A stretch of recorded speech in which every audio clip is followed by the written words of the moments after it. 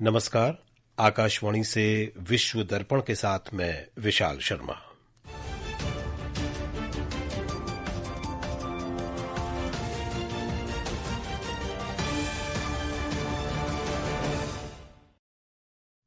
मुख्य समाचार। प्रधानमंत्री नरेंद्र मोदी ने कहा, भारत को वैश्विक शांति, स्थिरता और समृद्धि के लिए आत्मनिर्भर बनना होगा। कहा, दूसरे देशों पर निर्भरता भारत के सबसे बड़े दुश्मनों में से एक। भारत ने कहा, H-1B वीजा कार्यक्रम पर ट्रंप प्रशासन के नए प्रतिबंधों से मानवीय संकट की संभावना। उम्मीद जताई कि अमरीकी अधिकारी बाधाओं का उचित समाधान निकालेंगे। हीथ्रो, ब्रसेल्स और बर्लिन सहित कई प्रमुख यूरोपीय हवाई अड्डों पर साइबर हमला। चाइना मास्टर्स 2025 बैडमिंटन में सात्विक साईराज रंकीरेड्डी और चिराग शेट्टी की भारतीय जोड़ी पुरुष डबल्स के फाइनल में पहुंची। और महिला क्रिकेट में ऑस्ट्रेलिया ने भारत को तीसरे और अंतिम एकदिवसीय मैच में 43 रन से हराया।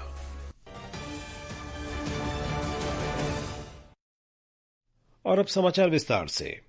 प्रधानमंत्री नरेंद्र मोदी ने कहा है कि विदेशों पर भारत की निर्भरता उसके सबसे बड़े दुश्मनों में से एक है। प्रधानमंत्री आज भावनगर में समुद्र से समृद्धि कार्यक्रम को संबोधित कर रहे थे। उन्होंने कहा कि वैश्विक शांति, स्थिरता और समृद्धि के लिए दुनिया के सबसे अधिक आबादी वाले देश को आत्मनिर्भर बनना होगा।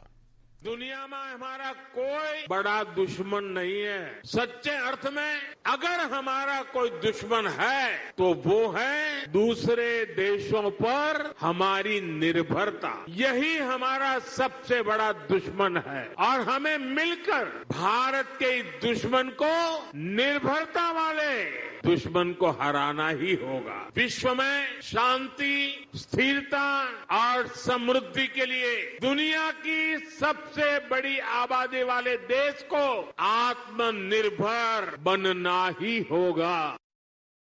इस अवसर पर प्रधानमंत्री ने 32,000 करोड़ रुपए से अधिक की कई परियोजनाओं का उद्घाटन और शिलान्यास किया।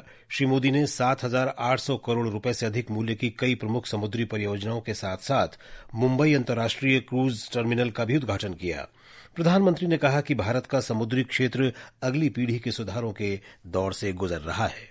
भारत को दुनिया की एक बड़ी समुद्री शक्ति बनाने के लिए 3 और बड़ी स्कीम्स पर भारत सरकार काम कर रही है। इन 3 योजनाओं से शिप बिल्डिंग सेक्टर को आर्थिक मदद मिलने में आसानी होगी, हमारे शिपयार्ड्स को मॉडर्न टेक्नोलॉजी अपनाने में मदद होगी और डिजाइन और क्वालिटी सुधारने में भी बहुत मदद मिलने वाली है। इन पर आने वाले वर्षों में 70,000 करोड़ रुपए से ज्यादा खर्च किए जाएंगे।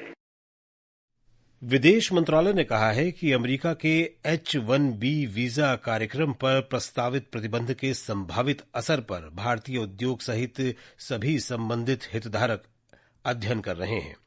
विदेश मंत्रालय के प्रवक्ता रणधीर जायसवाल ने एक वक्तव्य में कहा कि भारत और अमेरिका की एक दूसरे के उद्योगों के नवाचार और रचनात्मकता में भागीदारी है। एक रिपोर्ट। विदेश मंत्रालय के प्रवक्ता ने कहा कि दोनों देशों के उद्योगों से आगे की श्रेष्ठ संभावना पर परामर्श करने की आशा की जा सकती है। श्री जायसवाल ने कहा कि कुशल प्रतिभा गतिशीलता और आदान प्रदान ने अमेरिका तथा भारत दोनों ही देशों में प्रौद्योगिकी विकास, नवाचार, आर्थिक विकास, प्रतिस्पर्धा और धन सृजन के क्षेत्र में महत्वपूर्ण योगदान किया है। उन्होंने कहा कि इस कदम से कई परिवारों के लिए बाधा उत्पन्न होने के कारण मानवीय संकट उत्पन्न होने की संभावना है। उन्होंने कहा कि भारत सरकार आशा करती है कि इन बाधाओं का अमरीकी अधिकारी उचित तरीके से समाधान निकालेंगे। विश्व दर्पण के लिए रत्ना पांडे। अमेरिका ने सीरिया के लिए टेम्पररी प्रोटेक्टेड स्टेटस TPS का दर्जा समाप्त कर दिया है। साथ ही सीरियाई प्रवासियों को चेतावनी दी है कि अगर वे 60 दिनों के भीतर देश नहीं छोड़ते हैं तो उन्हें गिरफ्तार करके निर्वासित कर दिया जाएगा। ये कदम कल अमरीकी राष्ट्रपति डोनाल्ड ट्रंप द्वारा प्रवासियों से कानूनी दर्जा छीनने के व्यापक प्रयास के तहत उठाया गया।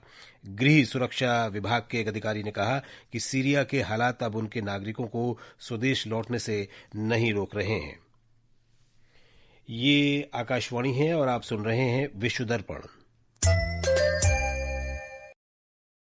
इलेक्ट्रॉनिक चेक इन और बोर्डिंग सेवा देने वाले सिस्टम को निशाना बनाकर किए गए एक साइबर हमले ने लंदन के हीथ्रो, ब्रसेल्स और बर्लिन सहित कई प्रमुख यूरोपीय हवाई अड्डों पर परिचालन बाधित कर दिया है। संचालकों ने बताया कि इस साइबर हमले के कारण उड़ानों में देरी हुई और कई उड़ानों को रद्द किया गया। ब्रसेल्स हवाई अड्डे के अनुसार इस हमले के कारण स्वचालित प्रणालियां निष्क्रिय हो गई हैं और केवल मैनुअल चेक इन और बोर्डिंग प्रक्रिया ही संभव हो पा रही है। यूरोपीय आयोग ने रूस के विरुद्ध प्रतिबंधों का 19वां पैकेज यूरोपीय संघ के सदस्य देशों के अनुमोदन के लिए प्रस्तुत कर दिया है। कड़े उपायों के लिए अमेरिका के दबाव के कारण एक सप्ताह की देरी के बाद यह प्रस्ताव पारित किया गया। इससे पहले यूरोपीय आयोग की अध्यक्ष उर्सुला फॉन डेर लेयन ने घोषणा की कि नए पैकेज का लक्ष्य रूस के बैंक, क्रिप्टो परिसंपत्तियां और ऊर्जा आयात होंगे। पिछले सप्ताहांत में अमेरिका के राष्ट्रपति डोनाल्ड ट्रंप ने रूसी तेल की विशेष खरीदारी को कृपया इसको दोबारा सुन लें। पिछले सप्ताहांत में अमेरिका के राष्ट्रपति डोनाल्ड ट्रंप ने रूसी तेल की शेष खरीदारी को रोकने के लिए यूरोपीय सहयोगियों का आह्वान किया था। पोलैंड ने कहा है कि उसकी सीमा के निकट यूक्रेन के ठिकानों पर रूस के हमलों के दौरान हवाई क्षेत्र की रक्षा करने के लिए आज सुबह पोलैंड और सहयोगी देशों के विमान तैनात किए गए हैं। हवाई रक्षा और राडार प्रणालियों को हाई अलर्ट पर रखा गया है। एक रिपोर्ट।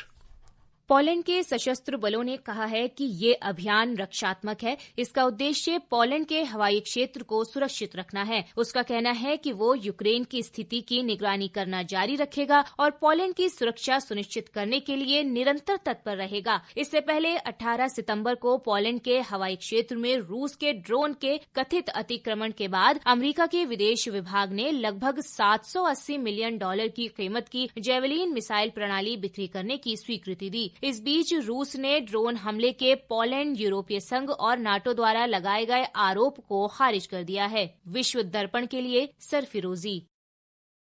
रूस के MiG-31 युद्धक विमान के एस्टोनिया के हवाई क्षेत्र का कल उल्लंघन करने के बाद एस्टोनिया ने नाटो सहयोगियों के साथ परामर्श का अनुरोध किया है। ये विमान कल बिना अनुमति के एस्टोनिया के हवाई क्षेत्र में प्रवेश करके फिनलैंड की खाड़ी पर 12 मिनट तक उड़ता रहा। नाटो ने इस घटना की निंदा की है। ईरान के विदेश मंत्री सैयद अब्बास अरागची ने कहा है कि ईरान परमाणु कार्यक्रम को लेकर किसी भी अनुचित दबाव को स्वीकार नहीं करेगा। उन्होंने चेतावनी दी कि ऐसे कदम तनाव बढ़ा सकते हैं। उन्होंने कहा कि ईरान लगातार कूटनीति और तकनीकी सहयोग को आगे बढ़ाता रहा है। श्री अरागची ने अंतर्राष्ट्रीय परमाणु ऊर्जा एजेंसी के प्रमुख राफेल ग्रॉसी के साथ फोन पर बातचीत के दौरान ये बात कही। सात्विक साईराज रंकीरेड्डी और चिराग शेट्टी की जोड़ी चाइना मास्टर्स बैडमिंटन प्रतियोगिता के डबल्स फाइनल में पहुंच गई है।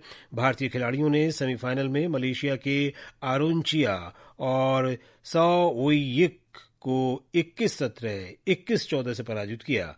इस जीत के साथ ही सात्विक साईराज रंकीरेड्डी और चिराग शेट्टी ने लगातार दूसरी प्रतियोगिता के फाइनल में जगह पक्की कर ली है। नई दिल्ली के अरुण जेटली स्टेडियम में खेले गए तीसरे महिला एकदिवसीय मैच में ऑस्ट्रेलिया ने भारत को 43 रन से हराकर श्रृंखला 2-1 से जीत ली है। ऑस्ट्रेलिया ने पहले बल्लेबाजी करते हुए बेथ मुनी की 138 रन की धमाकेदार पारी की बदौलत 412 रन बनाए। जवाब में भारत की स्मृति मंधाना ने सिर्फ 63 गेंदों पर 125 रन की बेजोड़ पारी खेली, लेकिन पूरी टीम 369 रन पर ही ऑल आउट हो गई। और अब बुलेटिन के अंत में मुख्य समाचार एक बार फिर। प्रधानमंत्री नरेंद्र मोदी ने कहा, भारत को वैश्विक शांति, स्थिरता और समृद्धि के लिए आत्मनिर्भर बनना होगा। कहा, दूसरे देशों पर निर्भरता भारत के सबसे बड़े दुश्मनों में से एक। भारत ने कहा, H-1B वीजा कार्यक्रम पर ट्रंप प्रशासन के नए प्रतिबंधों से मानवीय संकट की संभावना। उम्मीद जताई कि अमेरिकी अधिकारी बाधाओं का उचित समाधान निकालेंगे। हीथ्रो, ब्रसेल्स और बर्लिन सहित कई प्रमुख यूरोपीय हवाई अड्डों पर साइबर हमला।